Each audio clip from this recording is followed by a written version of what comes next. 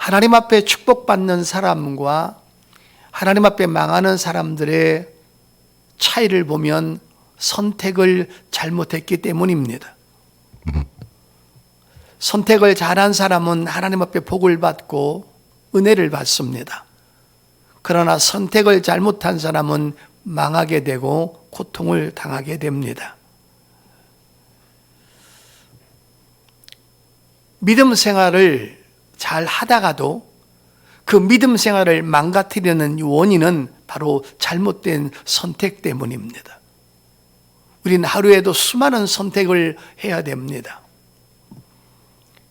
오늘 본문에 나오는 롯의 아내가 소금 기둥이 됨으로 말미암아 망한 이유를 오늘 본문에서 설명해 주고 있습니다. 신앙생활을 잘하고 있던 롯의 처가 왜 망했는가? 롯의 처는 무엇을 선택했기에 망했는가? 그 내용을 오늘 본문에서 다뤄주고 있습니다. 롯의 처가 소금 기둥이 되었다는 말은 예수 믿는 사람은 거의 다가 알고 있습니다. 하나님을 섬기는 사람이 천국에 들어가야지 왜 소금 기둥이 되었을까? 롯의 처는 무엇을 선택했기에 이런 비극적인 인생을 맞이했는가? 오늘 그 본문을 좀 살펴보면서 롯의 처가 잘못 선택한 것에 대해서 좀 말씀드리려고 합니다. 롯의 처가 선택한 길은 바로 세속주의였습니다.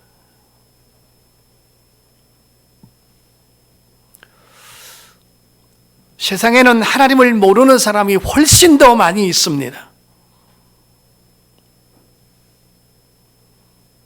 근데 그들이 복음 안에 들어오지 못하고 복음을 받아들이지 못하고 진리를 거부하면서 결국은 하나님 앞에 나중에 망한 인생을 살게 되는 것은 결국은 세속주의를 선택했기 때문입니다. 성도도 마찬가지입니다. 신앙생활을 잘 하다가도 한순간에 세속주의를 선택하게 되면 그도 망하게 됩니다. 세속주의는 우리 인간에게 있어서 무서운 암과 같은 존재입니다. 잘 기억하십시오. 롯의 처는 불신자가 아니었습니다.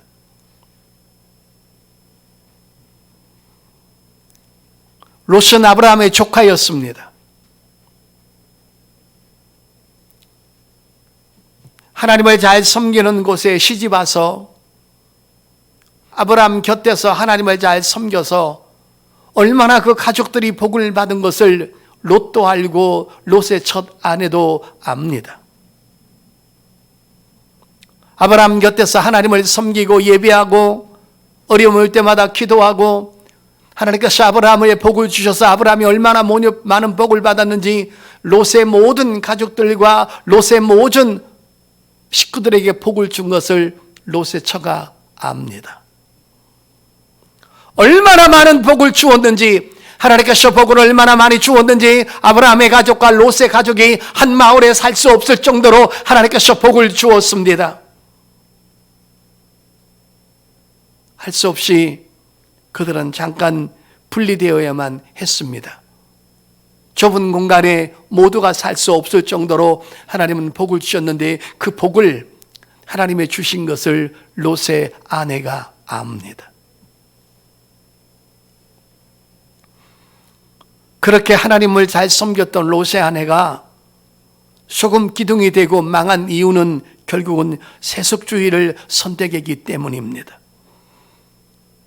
믿다가 타락하는 사람, 믿다가 믿음이 변질되고 하나님 곁을 떠나는 사람들이 거의 다가 세속주의의 암이라는 세포에 걸려서 허우적거리는 것입니다.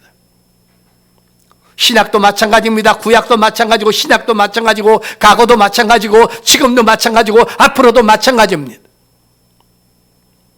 유대 공동체 생활 안에서 여호와 하나님을 섬기고 하나님 앞에 예배하며 신앙생활을 잘했던 한 사람 예수님 당시에도 있었습니다. 그가 바로 삭개오라는 사람이었습니다.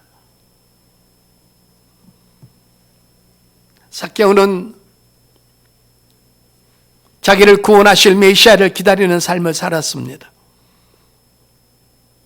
그리고 하나님을 예배하고 하나님을 섬기면서 하나님 안에서 살았습니다. 근데 온다고 하는 메시아는 오지 않습니다. 자기 민족은 로마의 압제를 당합니다. 자기의 삶은 점점 피폐해지고 환경은 변하지 않고 너무나 힘든 가운데 있다가 그는 한 가지 선택을 합니다. 나는 믿음 생활을 포기하리라. 나는 유대 공동체 안에 있는 모든 사람들과 헤어지리라. 그는 실수가 아닌 고의적으로 그는 신앙을 포기하고 세상으로 홀로 갑니다. 세속주의는 마귀가 가지고 있는 위대한 덫입니다. 구약 사람이건 신약 사람이건 목사건 장로건 권사건 누구 간에 남녀노소 빈부 길천할 것 없이 세속주의에 빠지게 되면 신앙을 놔버릴 수밖에 없습니다. 그렇다면 믿지 않는 사람도 망하게 하고 믿는 사람도 망하게 하는 이 세속주의는 도대체 무엇이냐는 것입니까? 이 바로 세속주의는 바로 이런 것입니다. 이 땅의 것만 바라보고 이 땅의 것만 추구하고 이 땅의 것만 생각하고 이 땅의 것만 마음에 두고 이 땅에서 오로지 성공하기를 원하는 그 마음이 바로 세속주의입니다. 오늘 본문 27절 28절 보겠습니다. 노아가 방주에 들어가던 날까지 사람들이 먹고 마시고 장가들고 시집가더니 홍수가 나서 그들을 다 멸망시켰으며 또 롯의 때와 같으리니 사람들이 먹고 마시고 사고 팔고 심고 집을 짓더니 그랬습니다. 눈만 뜨면 생각하는 것이 어떻게 하면 돈을 벌까? 어떻게 하면 잘 살까? 어떻게 하면 이 땅에서 행복할까? 어떻게 하면 많은 것을 누릴까? 어떻게 하면 사람들 앞에 꿀림받지 않고 당당하게 살까? 어떻게 하면 이 땅에서 모든 사람한테 인정받으면서 행복하게 살까? 결론은 돈이었습니다. 돈만 있으면 나는 행복하다. 삭개오가 신앙을 포기한 것도 바로 돈이었습니다. 돈이 필요 없는 거 아닙니다. 돈은 우리 삶 속에 가장 중요한 것입니다. 그러나 돈보다 더 중요한 것이 있음을 알아야 됩니다. 세속주의는 돈보다 중요한 것이 없다라는 것입니다. 날마다 먹고 마시고 입고 주식하고 게임하고 어떻게 하면 돈 벌고 어떻게 하면 재테크하고 어떻게 하면 땅을 사서 돈을 벌고 어떻게 하면 좋은 남자를 만나서 내가 행복하고 그러기 위해서는 배워야 되고 공부해야 되고 좋은 대학교 가야 되고 오직 육의 것입니다. 세속주의는 사후 세계에 관심이 없습니다. 영적 세계에 관심이 없습니다. 죽음은 끝이라는 사상을 가지고 이 땅에서 그냥 잘 먹고 잘 사는 것이 바로 세속주의입니다. 그 사람의 삶의 결과는 어떻게 되는 것일까? 빌립보서 3장 19절 보겠습니다. 그들의 마침은 세속주의의 마침은 멸망이요 그들의 신은 배요 그 영광은 그들의 부끄러움에 있고 땅의 일을 생각하는 자라 그랬습니다. 신앙생활을 잘하다가도 여기에 걸려들면 망하는 겁니다. 그의 마침은 멸망이라는 것입니다. 믿음의 본질이 무엇입니까? 신앙의 본질이 무엇입니까? 우리가 신앙생활을 해야 될 정확한 이유가 무엇입니까? 사후 세계를 믿습니다. 사후 세계를 아는 것입니다. 우리 인간은 동물과 달라서 영혼을 가지고 있습니다. 신앙의 본질은 영혼을 챙기는 겁니다. 영혼을 풍성하게 만드는 겁니다. 내 영혼이 먼저 축복을 받는 것입니다. 그리고 내가 선택한 삶에 대해서 보상과 심판이 있음을 우리가 아는 것이 신앙의 본질입니다. 이것이 진리이고, 이것이 생명이고, 이것이 성경이고, 이것이 하나님의 뜻입니다. 이것을 위해서 신앙생활을 하는 것입니다. 히브리서 9장 27절에 사람이 죽는 것은 정한이지요, 그 다음에는 심판이 있으리라. 지구에 70억이 넘는 사람이 살아갑니다. 하나님께 돌아온 사람은 3분의 1 정도 될까?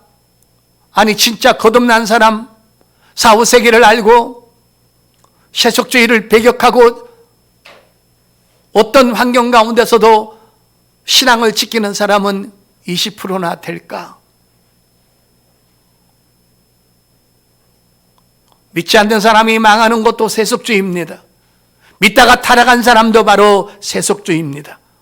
오늘 이 시간에 하나님께서 김기대 목사의 설교를 통해서 그 설교 가운데 가장 중요한 성령의 음성을 통해서 오늘 하나님은 여러분에게 질문 하나를 하실 겁니다. 이 질문에 진지하게 귀를 기울이십시오. 이 질문에 마음을 여십시오.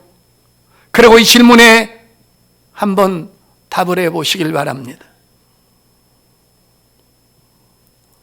하나님의 자녀인 너희들은 이 세상에 사는 목적이 무엇이냐? 또 하나 묻습니다. 이 세상에 사는 하나님의 자녀들아, 너희는 누구를 위해서 사느냐? 이 두 가지 질문에 여러분은 명확한 대답을 할 줄 알아야 됩니다. 이 세상에 사는 목적이 무엇이냐? 나는 하나님을 섬기기 위해서, 하나님을 예배하기 위해서, 하나님을 경배하기 위해서 삽니다라고 정확한 대답을 저와 여러분이 해야 됩니다. 두 번째, 너는 무엇을 위해서, 누구를 위해서 사느냐? 나는 나를 위해서 살지 않습니다. 우린 두 가지 이유 때문에 삽니다. 첫째는 내 영혼을 위해서 살고, 두 번째는 내 영혼을 지옥에서 건져내 주신 그 하나님을 위해서 삽니다 라고 분명한 대답을 할 줄 알아야 됩니다.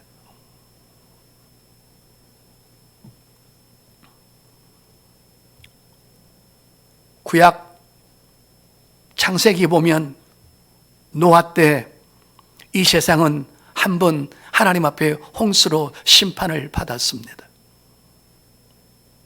왜 하나님은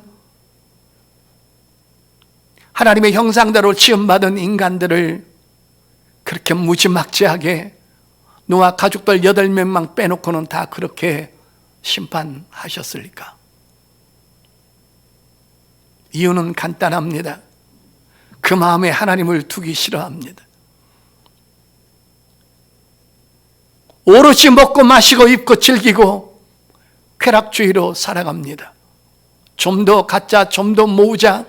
내가 갖고 모으기 위해서는 다른 사람을 파괴해도 상관없다.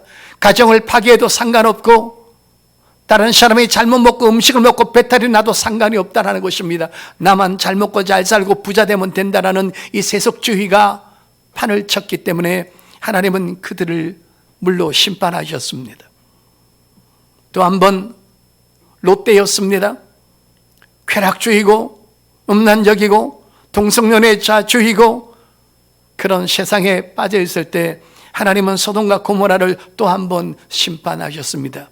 역사적으로 보게 되면 세상이 음란했을 때, 하나님을 거부했을 때 하나님은 반드시 그때마다 심판을 했습니다. 그때가 바로 이 시대입니다. 동성연애가 판을 칩니다. 그 짓을 하는 사람에게 옳다고 같이 인정을 합니다. 오직 돈입니다. 쾌락입니다.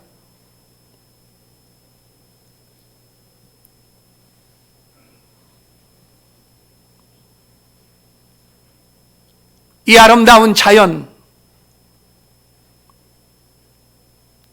천년 만년 살 것 같은 내 건강,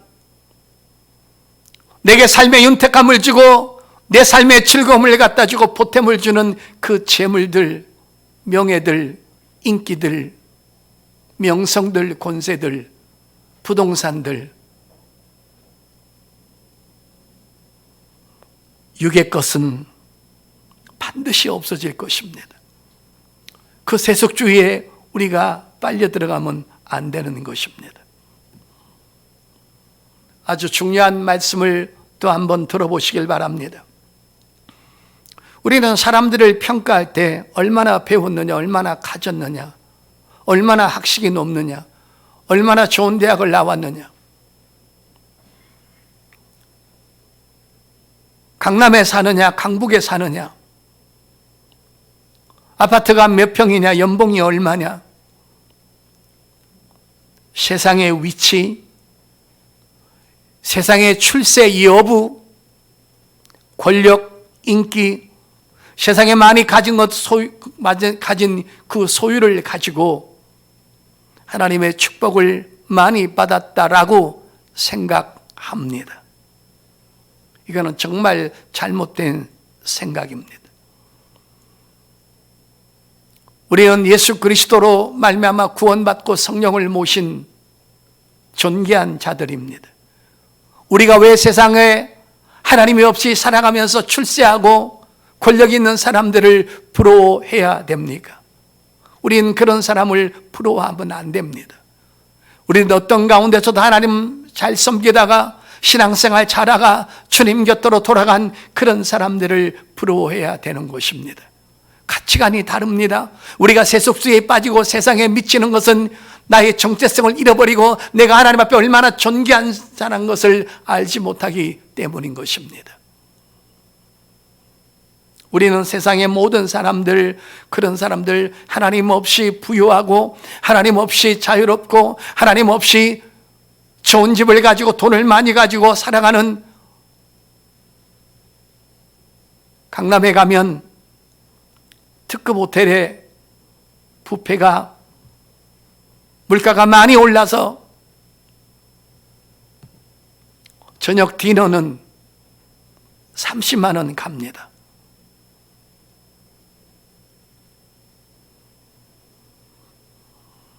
그런 부유한 삶을 사는 사람들 가운데는 유명한 정치인도 있고 변호사도 있고 의사도 있고 검사도 있고 판사도 있고 대학 교수도 있습니다.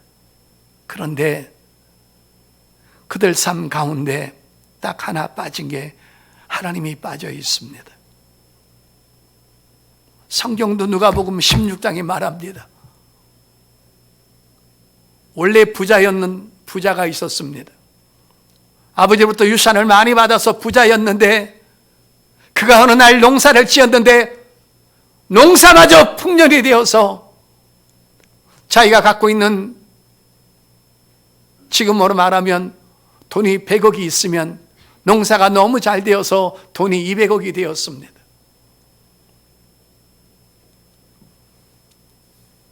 곡간을 더 높이, 더 넓게, 더 깊게 세워서 거기다가 풍성한 곡식을 집어넣고 하는 말이 내 영혼아 평안하자, 내 영혼아 평안하자, 내 영혼아 평안하자. 이 돈만 같으면 하루에 1,000만 원씩 내가 100살까지 살아도 이 돈은 나를 윤택하게, 나를 행복하게 만들어 줄 것이다. 이게 세속주의입니다. 그때 멀리서 하나님의 음성이 세밀하게 들려옵니다. 그래, 네가 계획을 다 세웠느냐? 네가 앞날에 대한 계획을 세웠느냐? 그리고 네가 100년 살 것을 꿈꾸고 그리웠느냐? 잘 계획했느냐? 하나님이 말하십니다. 그런데 내가 오늘 네 영혼을, 네 목숨을 거두면 네 재산은 누가 쓸 것이며 네 영혼은 어디로 갈 것인가? 오늘 이 질문에 우리는 답해야 됩니다. 물론 하나님 앞에 복을 받아서 큰 부자로 살면서도 하나님 예배 잊지 않고 그 물질을 주신 이가 내가 잘나서가 아니라 하나님의 은혜인 것을 알고 그 돈과 함께 세속주의에 빠지지 아니하고 하나님을 더 잘 섬기는 사람도 얼마든지 있습니다. 그러나 확률상 그렇게 높지 않습니다.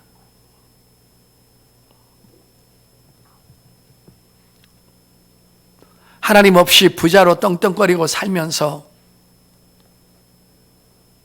시계를 몇 억짜리 차고 펜트하우스에 500억짜리 집을 사는 사람들 부러워하지 마십시오, 여러분. 왜 존귀한 자들이, 하늘나라에 엄청난 집이 있는 우리들이 왜 세상 것을 보고 우리가 그렇게 좌절하고 낙심을 해야 됩니까? 우리는 이런 사람을 부러워해야 됩니다. 누가복음 2장을 보겠습니다. 누가복음 2장 36절입니다. 또 아셀 지파 바누엘의 딸 안나라 하는 선지자가 있어 나이가 매우 많았더라. 그가 결혼한 후에 7해 동안 남편과 함께 살다가 가부가 되고 84세가 되었더라. 이 사람이 성전을 떠나지 아니하고 주야로 금식하며 기도함으로 하나님을 섬기더니. 우리는 이런 사람을 부러워해야 됩니다.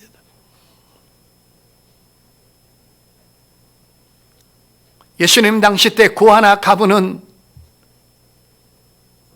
나라적으로 국가적으로 도움을 받지 못했습니다.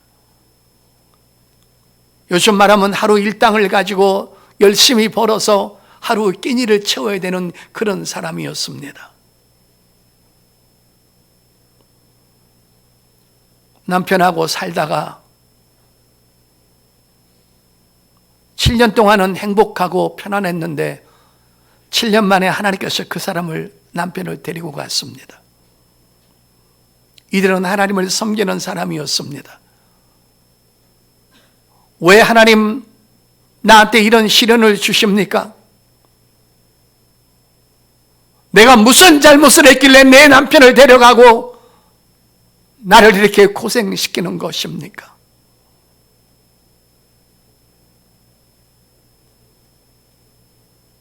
또 다른 돈 많은 남자나 만나서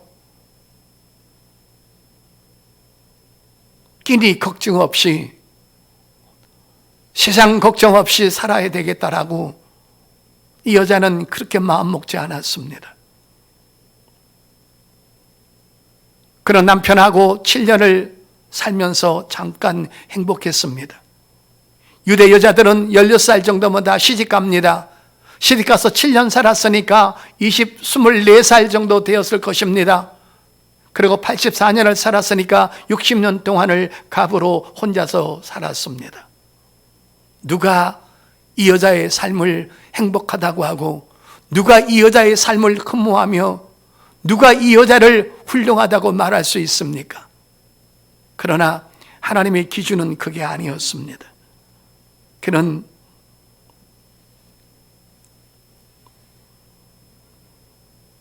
하나님을 떠나지 않았습니다. 성전을 떠나지 않았다고 했습니다. 젊은 사람들의 유혹과 이성적인 유혹과 물질의 유혹과 고통이 있을 때마다 자기 힘으로 안 될 때마다 하나님께서 힘을 주셔서 이 삶을 이기게 하실 그분에게 금식하면서 능력을 구하고 또 넘어가고 또 견뎌냈습니다. 그리고 또 힘들 때마다 날마다 기도했습니다. 그리고 여기서 마지막에 하나님을 섬기더니, 이 섬긴다는 가장 마지막 단어는 하나님을 예배했다라는 단어입니다.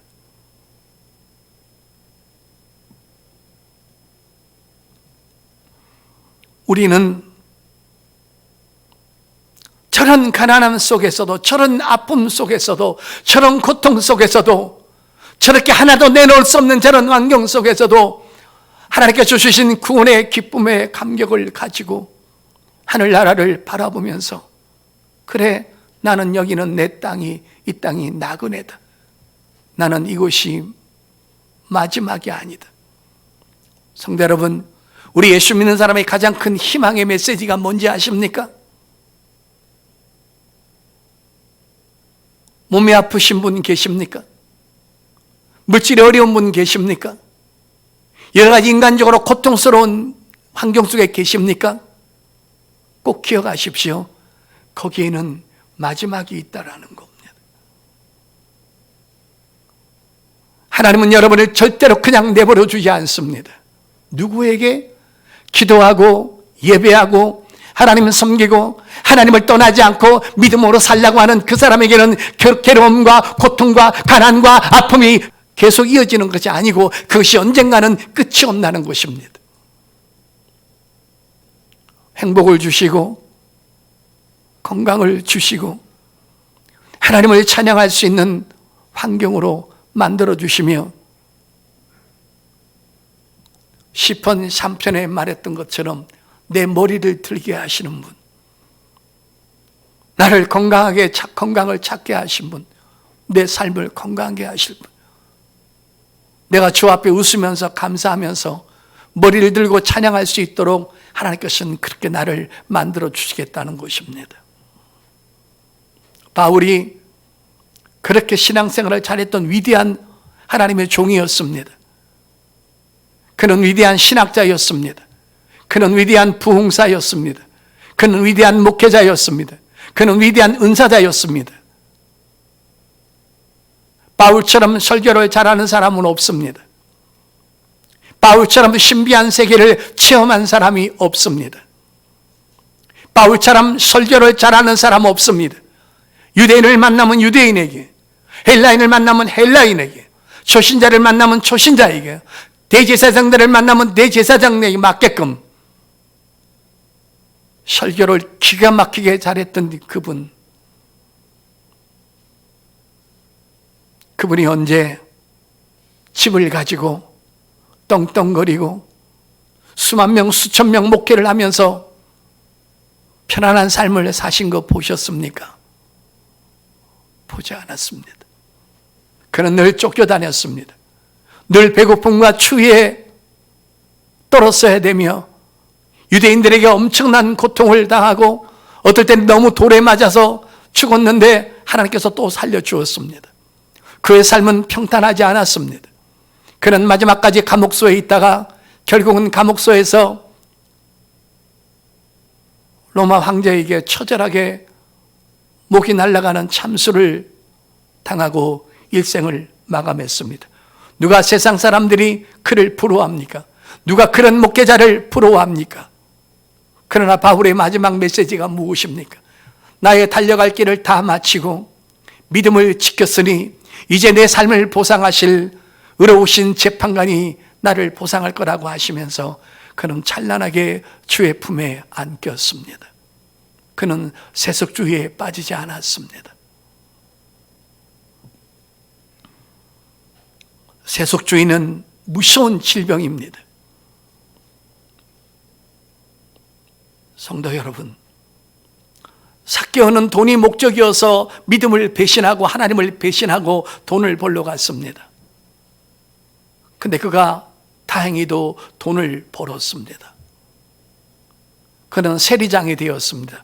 요새 말하면 세무서장 자리에 있었습니다. 자기 펜대 하나에 사람들이 가난해지기도 하고 압류당할 수 있는 권세를 가졌습니다. 그러나 그는 원래 영적인 사람이었습니다. 세상 것을 다 가져보았지만 만족스럽지 않았습니다. 그는 주님 앞에 돌아갈 길이 없었습니다.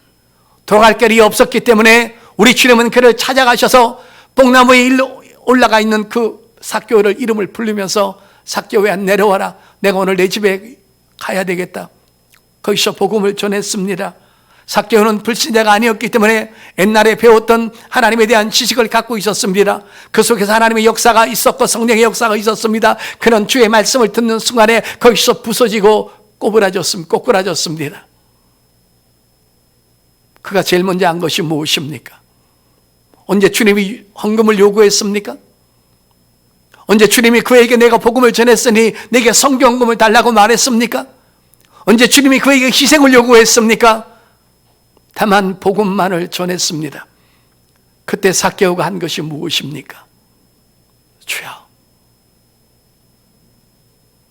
내 재산의 절반을 나누어서 가난한 자와 나 때문에 억울함을 당한 사람한테 돈을 되돌려 주겠사옵니다. 기억하십시오. 삭개오는 주님 만나서 다시 가난해졌습니다.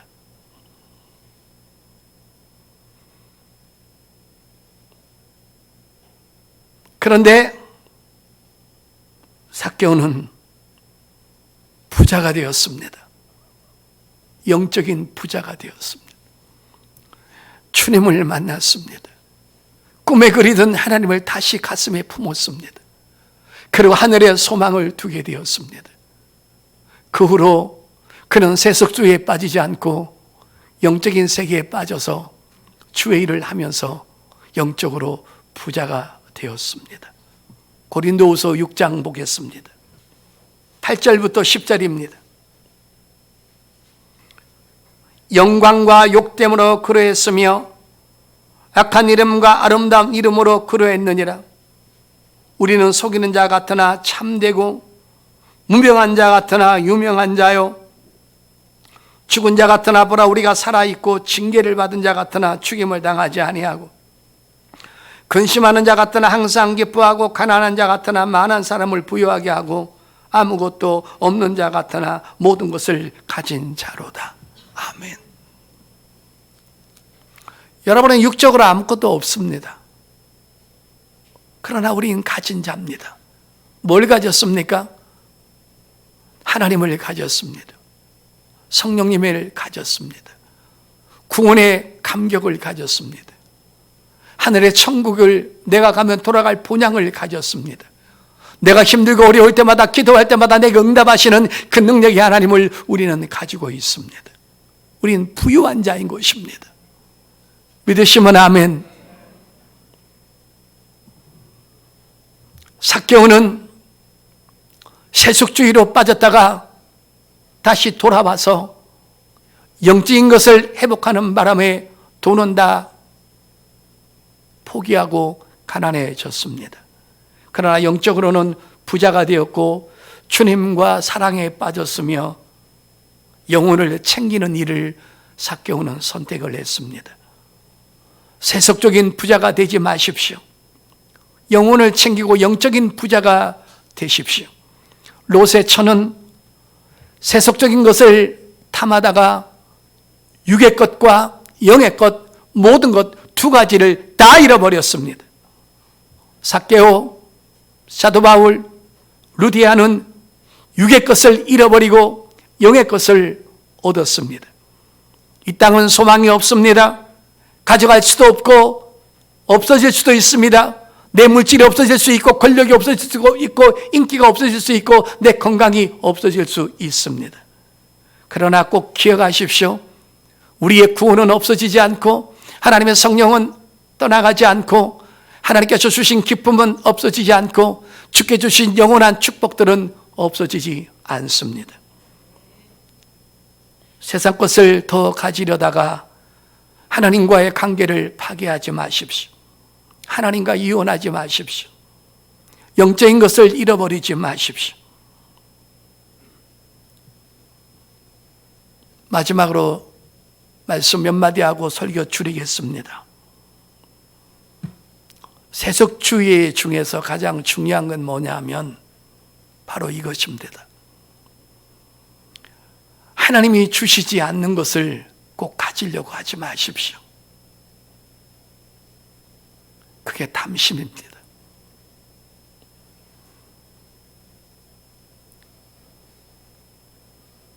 하나님의 아파트 50평을 안 주셨으면 여러분 평소대로 그냥 사십시오.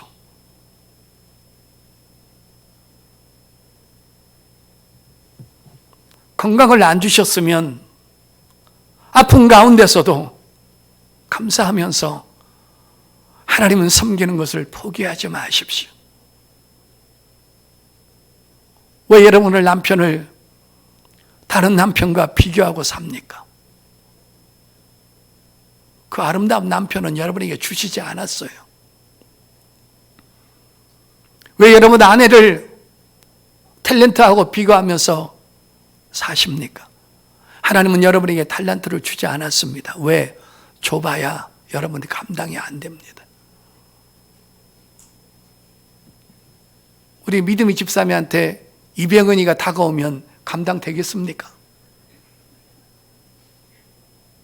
다 끼리끼리 사는 것입니다. 지금 직장이 없으십니까? 왜 원망하고 불평하고 계십니까?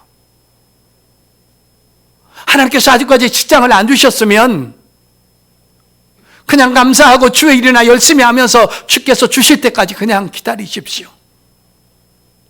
왜 내가 그 문제를 해결하려고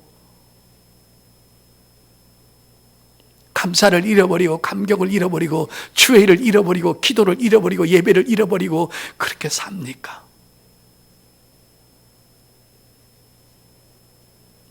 오늘 바울이 그런 말을 했지 않습니까? 나는 하나님 안에서 가장 강력한 것, 가장 귀한 것을 배웠는데 나는 자족하기를 배웠노라. 없으면 없는 대로, 있으면 있는 대로. 두드려 맞았으면 맞은 대로, 감옥이면 감옥대로, 아프면 아픈 대로, 무시를 당하면 무시를 당하는 대로 거기에 치우치지 않고 나는 하나님을 예배하고 하나님을 기도하고 하나님께 기도하고 하나님을 섬겼다라고 성경은 말하고 있는 것입니다. 왜 없는 것을, 하나님이 안 주시는 것을 악착같이 가지려고 하십니까? 그게 바로 세속주의입니다.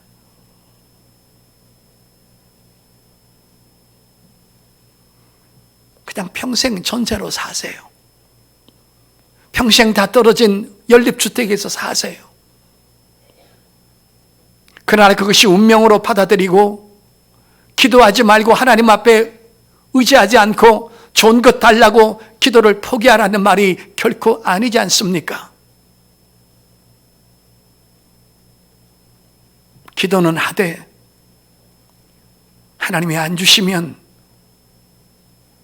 없는 것을 자꾸 가지려고 하지 말라는 겁니다.